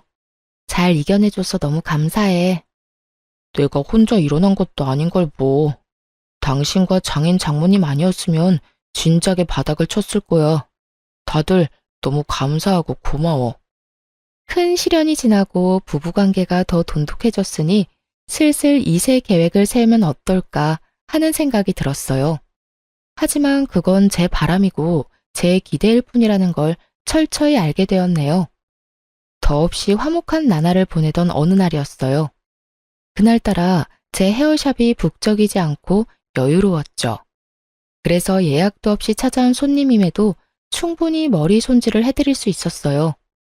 그 손님은 제 미용실의 단골이자 제 남편의 식당 단골이기도 한 여자 손님이었답니다. 제가 알기로는 남편이 첫 식당 개업을 했을 시기부터 쭉 다니셨다고 들었어요. 제 미용실도 남편이 그분께 소개를 해주었던 거고요. 그날은 남편 식당에서 식사 예약을 했는데 시간이 좀 남아 머리를 하러 오신 거라고 했어요. 오랜만에 들르는 거니 바쁜 제 남편의 눈에도 단번에 띌 수 있을 정도로 예쁘게 해달라며 너스레를 떨었죠. 이 손님의 말투가 원래도 이런 식이라 크게 신경 쓰지 않았어요. 아니, 그 말에 받아치며 우스갯소리까지 했네요. 사장님께서 너무 예쁘셔서 제 남편이 혹하면 곤란한걸요? 제 남편 빼고 식당에 오신 남자 손님 모두가 혹할 만큼 예쁘게 해드릴게요. 어머, 그럼 나야 더 좋죠. 이 나이까지 결혼도 못한 싱글이라 안 그래도 고민이 참 많거든. 꽤 긴 시간 동안 머리 손질을 하다 보니 식당 예약 시간이 성큼 다가와 있었어요. 딱 맞춰 스타일링도 마무리가 되었죠. 손님은 머리가 너무 잘 됐다고 마음에 들어 하셨어요. 아무튼 사장님 실력은 알아줘야 해. 이렇게 예쁘게 해주면 어떡해요? 집에 밥만 먹고 가기 아쉽잖아. 에이, 함께 식사하기로 한 분과 좋은 시간 많이 보내시면 되죠. 오늘 너무 예쁘세요. 그런가? 고마워요, 사장님. 사장님 덕분에 식당 사장님이 나한테 완전 반하겠어. 나중에 남편 꼬여냈다고 내 머리채 잡으면 안 된다. 그런데 손님의 마지막 말이 마음에 자꾸 걸리더군요. 아니나 다를까 저는 그날 남편의 이중 생활을 제 두 눈으로 확인하고 말았습니다. 샵 마감을 1시간쯤 앞둔 시간이었어요. 제 남편의 식당 음식을 책임져주는 수셰프이자 친정아빠가 남편에게 소개해준 그분이 절 찾아왔어요. 오가면서 인사 정도는 하지만 워낙 무뚝뚝한 분이라 제대로 대화를 나눠본 적은 없었어요. 저는 당연히 머리 손질을 하시는 건 줄 알고 선뜻 인사를 건넸죠. 어머, 안녕하세요. 머리하러 오신 거예요? 와서 앉으세요. 그게 머리를 하러 온 건 아니고 꼭 전해야 할 말이 있어서요. 여자의 직감은 무섭다고 하던가요? 이 셰프가 말하기를 망설이고 있다는 게 눈에 보였어요. 그 순간 제 기분이 쎄하더군요. 이어질 말이 왠지 듣기 싫다는 생각이 들었죠. 하지만 우물쭈물 망설이던 셰프는 제 생각을 짓밟기라도 하듯 입을 열었어요. 1시간 후에 식당으로 올라가 보세요. 두 번째 화분 밑을 먼저 확인하시고요. 다행히 제가 우려했던 말은 아니었어요. 하지만 의문을 남긴 말이었죠. 이분은 제게 알 수 없는 말만 하고는 그 길로 가버렸어요. 찜찜함에 일이 손에 잡히지 않더라고요. 정말 그 1시간 동안 뭘 했는지 기억도 잘 나지 않았어요. 하지만 시간이 흐를수록 궁금증은 걷잡을 수 없이 커져갔어요. 정말 무슨 알람이라도 된 듯 밤 10시가 되자마자 곧장 튀어나가 남편의 식당으로 향했어요. 셰프가 했던 말을 곱씹으며 안으로 들어가기 전 복도에 나란히 세워둔 화분을 확인했어요. 두 번째 화분 밑에는 열쇠가 숨겨져 있더군요. 열쇠고리에 큰 열쇠와 작은 열쇠가 걸려 있었죠. 평소 남편은 우리가 부부임에도 저와 자신을 제대로 분리해야 한다며 한 번도 제게 식당 열쇠를 맡겨본 적은 없었어요. 하지만 그 열쇠를 본 순간 바로 알 수 있었죠. 큰 열쇠가 식당 문을 열 수 있는 열쇠라는 걸 말입니다. 괜한 긴장감에 마른 침을 삼킨 뒤 문을 열고 들어갔어요. 입구 앞에선 고요한 정막이 맴돌더군요. 사람의 기척도 느껴지지 않아 다 퇴근했구나 싶었어요. 그래서 몸을 돌려 나가려는데 그 순간 식당 안쪽에서 여자와 남자의 목소리가 새어나오는 겁니다. 저는 소리 나는 쪽으로 향했어요. 그리고 거리가 가까워질수록 대화는 또렷하게도 제 귀에 꽂혔죠. 자기야, 나 오늘 어때? 예뻐? 그럼 오늘따라 너무 예쁜데? 무슨 묘수를 부리고 온 거야? 묘수는 무슨? 오늘 자기 와이프한테 머리 했잖아. 당신 눈에 잘 띄게 해달랬는데 어때? 식당에서 나만 보였어? 누가 들어도 이 대화는 몇 시간 전 제게 머리 손질받은 그 단골 여손님이었어요. 그리고 이어 들려오는 말까지도 정말이지 가관이었죠. 머리 손질을 뭐하러 해? 안 해도 자기밖에 안 보이는데. 치, 거짓말. 식당 바쁘다는 핑계로 나한테 눈길도 안 주던걸? 무슨 소리야. 내 눈은 언제나 자기만 쫓는걸. 머리 너무 잘 됐어. 정말 볼수록 반할 만큼. 와이프가 다른 건 몰라도 미용 실력은 좀 돼. 그치? 뭐야, 지금 내 앞에서 자기 와이프 칭찬하는 거야? 자기 정말 이럴 거야? 나 속상해지려고 해. 칭찬은 무슨. 미용사가 미용 잘하는 건 당연한 거잖아. 그냥 자기 오늘 너무 예쁘니까 해본 말이지. 이 결혼도 당신이 하라고 해서 한 거잖아. 와이프를 사랑해서 한 결혼도 아닌데 질투하기는 귀여워. 제 귀에 박히는 이 대화를 제가 어떻게 모른 척할 수 있을까요? 저는 소리가 나는 곳으로 향했어요. 그리고 제 눈에 들어오는 광경에 소름이 끼쳤습니다. 창밖 방향 쪽으로 바라보며 앉은 제 남편과 그의 위에 올라타 제가 서 있는 방향으로 마주 앉아서는 아주 절절한 사랑을 나누고 있더군요. 한눈에 봐도 그것들의 사이는 너무도 농밀했어요. 그 모습에 충격을 받은 저는 몸이 굳은 듯 쉬이 움직일 수 없었죠. 제 등장을 알아챈 불륜녀는 급하게 손길을 멈추더니 제 남편의 옆구리를 꾹꾹 찔러대더군요. 그런데 이 눈치도 없는 남편이라는 자식은 제가 온 줄도 모르고 그 여자와 굴러먹을 생각을 했는지 피식 웃으며 이렇게 말하는 겁니다. 왜 자기야? 벌써 하자고? 아직 문 잠겼는지 확인 안 해봐서 곤란한데? 그 말에 너무도 기가 차 불륜녀가 입을 떼기도 전에 제가 대신 대답해 줬습니다. 웃옷은 왜 벗니? 아랫돌이 굴리려는 거면서. 자기 뒤통수에서 들려오는 제 목소리에 소스라치게 놀라서는 황급히 불륜녀를 자신의 다리 위에서 내리곤 일어나더군요. 그 행동을 하면서도 불륜녀가 다칠까 조심스럽기까지 했더랬죠. 자기의 외도를 어떻게든 해명하겠다며 제게 다가와 횡설수설하는데 그 모습이 어찌나 가짠턴지 냅다 팔을 뻗어 남편의 뺨을 사정없이 내리쳤습니다. 그러자 불륜녀가 제 앞까지 성큼 다가와서는 제 얼굴을 내리치며 소리치는 거 아니겠어요? 야, 네가 뭔데 내 남자 얼굴에 손을 대? 너랑 결혼했다고 이 남자가 네 남자인 줄 알아? 왜 이 사람이 너랑 결혼했는데 다 내가 시켜준 거야? 내가 하라고 해서 네가 이 남자랑 지금껏 부부로 살 수 있었던 거라고. 이 무슨 말도 안 되는 소리인가요? 저와 남편의 결혼을 자기가 시켜준 거라뇨. 이해할 수도 없는 말을 짓거리며 제 얼굴에 흠집을 낸 불륜녀의 태도를 저는 참을 수 없었어요. 그래서 저 역시 똑같이 눈꼴 시리는 불륜녀의 얼굴에 흠집을 내주었어요. 네 남자라는 증거가 어디 있는데? 너희 둘이 눈 맞아서 그렇게 정하면 그렇게 되는 건 줄 알아? 넌 법적으로 사실혼으로 쳐주지도 않아. 가정 깬 추잡스러운 불륜녀일 뿐이라고 이년아.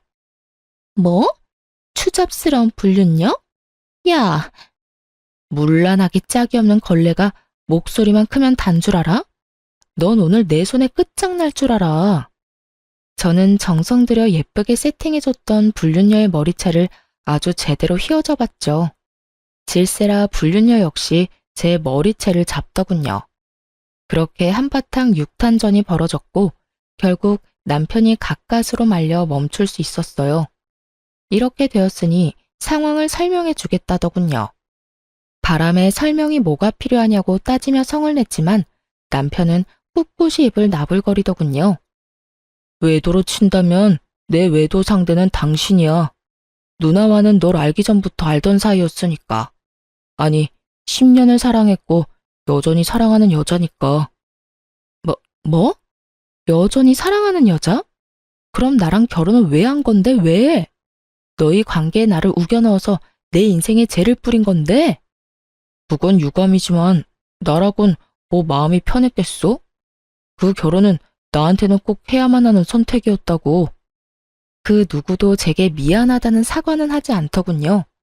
아니, 갖은 핑계를 가져다 붙이며 어쩔 수 없었다고 표현했죠. 그리고 그 핑계는 저를 걷잡을 수 없이 화나게 했어요. 알고 보니 상간녀와 남편은 10년의 세월 동안 얽혀있던 사이였어요. 심지어는 둘이 결혼까지 할 뻔했고요. 하지만 왜 결혼하지 않고 불륜으로 관계를 이어갔냐고요? 불륜녀의 집안에서 큰 반대를 했던 모양이었어요. 남편의 식당이 2호점까지 생기면 그때 결혼 허락해주겠다고 했다더군요. 그러던 차에 제가 딱 1층에 꽤 크게 헤어샵을 차리게 되어 이 인간 같지도 않은 쓰레기들 눈에 띄고 만 겁니다. 저를 이용해 제 등골 빼먹을 계획을 세웠고 이 모든 걸 실행하기 위해 불륜녀가 남편을 종용했던 거였어요. 이 모든 이야기를 알게 되니 눈앞이 아득하더군요. 제가 사랑하는 사람이라 이 사람도 나밖에 없는 사람이라 철석같이 믿고 의지했던 지난날의 저를 부정당하는 느낌이었어요. 그런데 악마보다 더 악마 같은 남편은 끝까지 제 가슴을 후벼 팠습니다. 모든 걸 네가 다 알게 돼버려서 말인데 누나네 부모님과 약속한 5년을 넘기는 것도 곤란하고 이제 내 식당 분점인 2호점 준비 거의 끝났잖아. 그러니까 나랑 합의 이혼 해줬으면 해. 깔끔하게 말이야. 그래. 서로 피곤하게 질척대지 말고 깨끗하게 정리하자. 이 남자 내가 빌려줬고 그 덕에 행복했었잖아. 이제 빌린 거 반납한다 생각하면 되겠네. 결국 저는 눈이 뒤집혀 가게를 뒤엎으며 난리를 쳐댔어요. 합의 이혼 같은 소리 하네. 그리고 뭐? 빌려준 거 반납해? 너희가 사람이면 이렇게는 못하지. 이 파렴치한 쓰레기들아. 감정에 휘둘려 막말하지 말고 이성적으로 판단해. 너 이 사실 알고도 나랑 계속 결혼 생활 이어갈 수 있어? 아니잖아, 소영아. 합의 이혼이 너도 안 힘들어. 알잖아. 기가 막혀. 깔끔하게라고 했어? 그래, 깔끔하게 끝내. 이 식당 네 힘으로 일군 거 아니잖아? 내 돈이랑 아빠가 투자한다고 줬던 돈까지 다 토해내 당장. 무슨 말 같지도 않은 소리야. 이미 다 쓴 돈을 어떻게 토해내냐?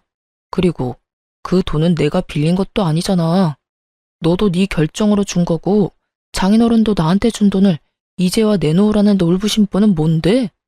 정소영, 너 그렇게 안 봤는데 무례한이 따로 없네? 저를 무례한이라고 표현한 남편의 면상을 확 밟아버리고 싶은 마음을 간신히 참으며 순순히 이혼할 생각 없으니 소송 단단히 준비하라고 경고하고 뛰쳐나왔습니다. 다음날 날이 밝자마자 곧바로 이혼 소송 접수를 했어요.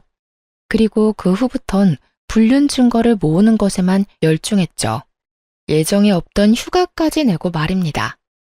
이 인간들은 숨길 생각도 없었는지 마음먹고 찾으니 증거가 우수수 쏟아지더군요. 남편 식당의 셰프가 알려줬던 두 번째 화분을 기억했다가 남편 모르게 식당에 들어가 창고방에 있는 CCTV까지 낱낱이 확인해 남편의 외도를 입증할 모든 걸 찾아냈어요. 작은 열쇠가 창고방 열쇠라는 것쯤은 바로 알 수 있었으니까요. 평소 남편이 금요일 밤이면 주말 장사를 대비한다고 집에 늦게 들어왔던 게 생각나 금요일을 위주로 찾아봤어요. 그런데 아니나 다를까 불륜녀가 매주 금요일 밤마다 찾아왔더라고요. 거기다 식당에서 저지른 난잡한 행위들이 모두 담겨 있었어요. 이리 빼도 박도 못하는 불륜 증거들이 있으니 이혼 소송은 물 흐르듯 흘러갔어요. 전 남편은 자신이 승소할 확률이 적어지니 불안했는지 나중에는 친정아빠가 투자했던 돈만은 절대 뺏기지 않겠다며 난리를 치더군요. 또 지금 네가 우세하니 기고만장해졌나 본데 네 아빠가 준 돈은 어떻게 못해. 그렇게 돌려받고 싶었으면 차용증이라도 쓰지 그랬어? 이혼 위자료 그깟 돈 준다고 내가 망할 일은 없다 이거야. 그렇구나. 그런데 어쩌지? 네가 돈 가지고 큰 소리 치는 날은 오늘이 끝이야. 차용증 같은 거 없어도 그 돈은 네가 토해내게 될 거거든. 제 말처럼 이혼 소송의 끝에는 전 남편이 제 친정아빠의 돈까지도 모조리 뱉어내야 했어요. 사실 제 남편의 외도를 처음 확인하게 된 그날 처음부터 끝까지 다 녹음을 해두었거든요. 그런데 이 멍청한 인간들이 제가 온 줄 모르고 아빠가 준 돈에 대한 이야기까지도 나눴었죠. 그나저나 자기야, 이제 슬슬 신혼집 구해야 하지 않아? 신혼집은 어디로 구할까? 장인어른이 준 돈 덕에 수월하게 됐잖아.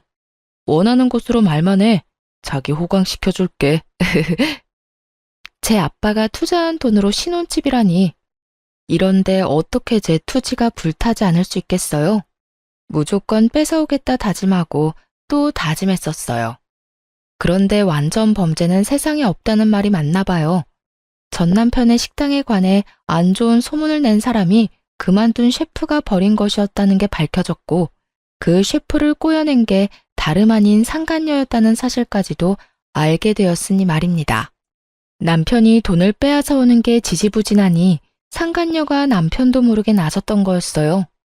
운 좋게 제 아빠의 돈까지 챙겨가게 된 거였더라고요. 제 전남편이 제대로 제가 녹음해뒀던 파일을 듣고는 당황해 말실수를 제대로 한 거예요. 그건 제가 일부러 장인어른께 돈 받으려고 벌인 일은 아닙니다. 만나고 있는 사람이 저 모르게 꾸며냈던 거지 저는 아무것도 몰랐다고요. 저야말로 정말 힘든 시간을 보냈었어요. 애초에 장인어른의 돈을 받을 거라는 걸 몰랐다는 말입니다. 이유가 어찌됐든 친정아빠가 투자한 돈을 불륜에 사용하려 했다는 증거를 부정할 수는 없는 일이잖아요. 결국 재산과 위자료는 물론 그 외의 돈까지도 전부 챙겨받으며 완벽한 이혼 승소를 맞을 수 있었습니다. 전 남편은 저와 이혼 후 식당 문을 닫아야 했어요. 정확히는 친정아빠가 소개해준 셰프가 식당을 인수했습니다. 전 남편이 제게 줄 돈을 마련하느라 식당을 내놔야 했거든요. 2호점도 물론 제대로 시작도 못한 채 망해버렸고요. 그 후로 꽤 오랫동안 저는 스치듯이라도 전 남편을 본 적조차 없었어요. 하지만 이 모든 게 끝이 났던 건 아니었어요. 이혼 서류에 찍은 도장 잉크가 다 말라갈 무렵부터 느닷없이 전시모가 찾아오기 시작했으니 말이에요. 이혼한다는 사실을 알게 된 후로는 저를 쳐다도 보지 않던 분이었어요. 자기 아들이 잘못했으니 당연히 헤어지는 게 맞다고 저더러 잘 먹고 잘 살라고 인사까지 하셨던 분이죠. 그런데 어떻게 사람이 이렇게까지 앞뒤가 다를 수 있는 걸까요? 한참을 지나 찾아와서는 정말 말도 안 되는 소리를 해댔어요. 네가 내 아들 버리고 이혼한 바람에 내 아들이 신세를 망쳤잖니. 내가 그게 괘씸해서 이 근처는 쳐다도 안 봤었다. 말은 똑바로 하셔야죠. 아줌마 아들이 제 신세를 망칠 뻔했죠. 그때 직접 인정하셨잖아요. 그거야. 여태 네가 내 아들을 어떻게 만들었는지 몰랐으니까. 어떻게 사람을 그렇게 벗겨먹고 버릴 수 있니? 잔인한 것. 지금 이렇게 마주하고 있는 것도 소름이 다 끼친다. 소름 끼치신다는 분이 그럼 여긴 왜 오셨는데요? 나라고 오고 싶어 왔겠어? 아무리 찾아도 마땅히 머리할 곳이 있어야 말이지. 네가 내 머리 손 좀 봐줘야겠다. 이혼할 때 내 아들한테 있는 돈 없는 돈 다 떼갔으니까 그걸로 내 미용값도 받은 셈 치면 딱이겠네. 이제와 제게 갑질이라도 하려고요? 다른 곳 찾아보세요. 나가세요 얼른. 전 시모는 못해주겠다는 제가 마음에 들지 않았는지 불같이 화를 내며 역정을 냈어요. 너 지금 손님 안 받겠다고 항의하는 거냐? 아니면 이제 나는 뭣도 아니다 이거야? 너도 내 아들이 식당 문 닫은 것처럼 망해볼래? 응? 서비스직이면 그에 맞게 손님을 대해야 할 것 아니야. 내 아들 돈 받아 여유로우니 손님 가려받겠단 거야 뭐야? 순수한 의도로 오신 것 아니잖아요. 소송으로 떼인 돈 아까워 온 거라고 실토해놓고 무슨 머리 손질을 받겠다는 건지 모르겠네요. 힘들다고 할 땐 당신들도 힘들다고 모르쇠 해놓고 이제와 부모 노릇하는 흉내라도 내고 싶으신가 보죠? 다신 제 미용실엔 발도 들이지 마세요. 오셔도 안 해드릴 거니까요. 하지만 전 시모는 이날 이후 잊을만 하면 한 번씩 찾아와 저를 괴롭혔어요. 그러다 보니 전 남편의 소식을 모르고 싶어도 알게 되더군요. 왜냐고요? 전 시모가 제가 잘 살고 있는 것에 질투가 났는지 엄청 전 남편과 그 불륜녀에 대해 떵떵거려댔거든요. 덕분에 똑부러지는 새 며느리 얻었다며 임신도 해서 곧 손주까지 볼 거라며 말입니다. 하지만 그런 시모에게 제가 해줄 말은 딱 하나였어요. 조강지처 눈에서 피눈물 뽑은 놈이 잘 살 일은 없겠지만 아직까진 잘 살고 있다니 다행이네요. 부디 두 번의 이혼을 맞이하는 파국은 없길 바래요. 제 돈 내고 머리 손질하실 거 아니면 그만 가주세요. 손님 받아야 해요. 이 못돼 처먹은 것, 말하는 뽐새가 그따위니까 내 아들이 널 끝까지 마음에 못 품은 거야. 남자 마음 하나 못 잡는 것이 입만 살아서는. 결국 경찰에 바로 신고했네요. 전 시모는 그제야 제 미용실에 더는 찾아오지 않았어요. 물론 전 남편과 그 불륜녀의 소식 또한 더는 들을 일이 없었죠. 그렇게 평화로운 날들을 보내기를 1년. 앞으로 평생 볼 일 없을 줄 알았던 전 남편을 딱 맞닥뜨리게 되었습니다. 바로 자신이 이혼 전 운영하던 식당에서요. 자기가 직접 자기 발로 찾아왔더군요. 그런데 제 앞에서 하는 모양새가 어찌나 웃음이 나던지 묻지도 않았는데도 제게 아는 체를 하더니 자기가 엄청 잘 산다고 과시하며 허무맹랑한 말을 하는 겁니다. 이번에 다시 여기 식당 인수해볼까 하고 왔어. 당신 미용실 운영은 여전히 할 만한가 봐. 내 식당 덕에 자리 잡아놓고 여태 장사하다니. 내가 이 식당 인수하고 나면 각오 좀 하는 게 좋을 거야. 내 덕에 먹고 살았던 너, 내 덕에 문도 닫게 만들어줄 테니까. 나를 망하게 한다느니 식당 인수를 한다느니 말하더니 호기롭게 2층 식당으로 향하더군요. 저는 그런 전 남편을 전혀 신경 쓰지 않았어요. 아니, 신경 쓸 거리도 되지 않더라고요. 전 남편이 올라간 지 5분쯤 지났을까요? 제게 전화 한 통이 왔고 저는 그 연락을 받고 남편이 올라간 식당으로 향했어요. 그리고 곧 제 등장에 전 남편은 기함하며 뒤로 넘어가더군요. 직원 채용은 제 약혼녀가 신경 써주는 부분이라. 저기 오시네요. 인사하세요. 제 약혼녀 정서영 씨입니다. 네가 어떻게... 아니, 약혼녀라니 이 무슨... 사실 전 남편과 이혼 후 새로운 식당 주인인 셰프와 좋은 관계로 지내왔어요. 처음에는 제가 그 구린 도랑창에서 나올 수 있도록 해준 분이라 감사한 마음에 제가 나서서 감사함을 표했어요. 그 뒤로 혼자가 된 저를 살피고 챙겨주더라고요. 제가 이혼녀라는 걸 알고도 마음을 열어주기까지 했고요. 그런 유일한 남자에게 흔들리지 않을 재간은 없었어요. 정확히 제 마음을 표현하자면 의지를 많이 하게 되었어요. 그런 계기로 우리는 깊은 사이로 발전했어요. 그런데 타이밍도 참 신기하게 전 남편이 식당에 면접을 보러 오기 딱 한 달 전, 약혼식을 올린 예비 부부였습니다. 저는 놀라 입을 다물지 못하는 전 남편에게 호탕하게 웃으며 말해주었죠. 내 등장에 많이 놀랐나 봐. 입 좀 다물어. 팔이 들어가겠다. 진영 씨가 뭐든 결정할 때 나랑 늘 함께 하거든.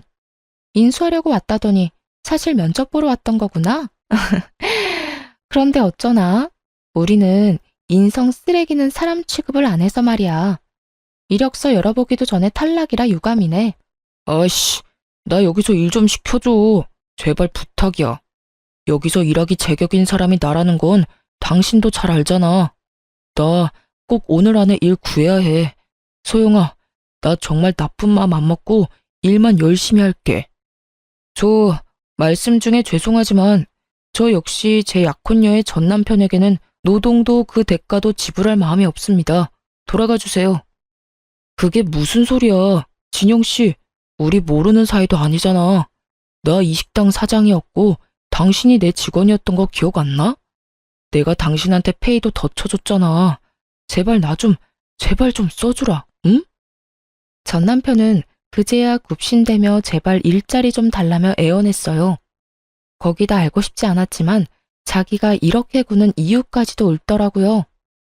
나 우리 부모님 반대에도 무릅쓰고 재혼했어. 소영이, 넌 알잖아. 내가 얼마나 애틋했는지.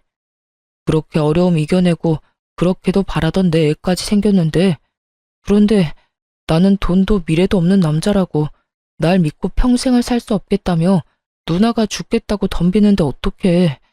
나 지금 당장 돈 벌어야 해. 도와줘. 그래, 내가 너네가 어떤 사랑을 했는지 잘 알지. 남들한테 손가락질 받을 사랑. 애 생긴 건 축하해. 나랑 애 안 가지려고 고생했는데 말이야. 그런데 어쩌니? 난 널 축복하지 않아서 네 인생이 어떻게 되든 내 알 바 아니야. 소영아 제발. 진영씨, 나 좀 살려줘. 내 애는 무슨 죄니? 묵은 감정으로 내 애까지 애비 없이 살게 할 수 없잖아. 널 애비로 둔 죄지 무슨 죄야. 당장 우리 식당에서 꺼져. 일손이 아무리 부족해도 너한테는 티끌만한 일도 맡길 생각 없으니까. 전 남편은 다시 이혼을 할 수는 없다며 끝까지 애원했어요. 하지만 저흰 매달리려는 전 남편을 시원하게 걷어차줬습니다. 울며 불며 애원하는 전 남편의 입을 통해 새로 알게 된 사실도 있었어요. 사실 나 재혼하고도 정말 힘들었어. 누나가 임신한 덕에 어찌어찌 재혼까지 하게 됐지만 그 후부터 정말 지옥같이 살았다고. 그걸 내가 꼭 알아야 하니? 누가 궁금하대? 동정심 유발이라도 할 작정으로 이러는 거야? 동정심 유발이 아니라 내가 지금껏 겪은 내 처지를 털어놓는 거야. 그만큼 나 일자리가 궁하니까. 나라고 자존심 다 굽히고 이러는 거 쉽지 않아. 정말 간절하다고. 나이는 차고 경력은 딱히 인정받을 만한 게 없으니 받아주질 않아. 지금 처한 상황으론 일용직 말고는 할 수 있는 게 없는데 애 태어나면 그땐 또 어떡하냐? 경력이라도 만들려면 번듯한 일을 하루빨리 잡아야 하잖아. 나 정말 지푸라기라도 잡는 심경으로 여기 온 거야. 그러니까 내칠 생각만 하지 말고 사람 셋 살린다 생각하고 좀 받아주면 안 될까? 어찌나 구질구질하던지. 그런데 제가 받아줄 필요는 없잖아요? 웃기지 마. 네가 먹같이 살아서 먹 같은 여자랑 살게 된 거지. 넌 평생 개고생 좀 해봐야 돼. 네 엄마한테 조강지쳐 버리고 떠난 네 놈이 잘 살 리 없다고 장담했는데 정말 잘 못 살아줘서 그건 너무 고맙다.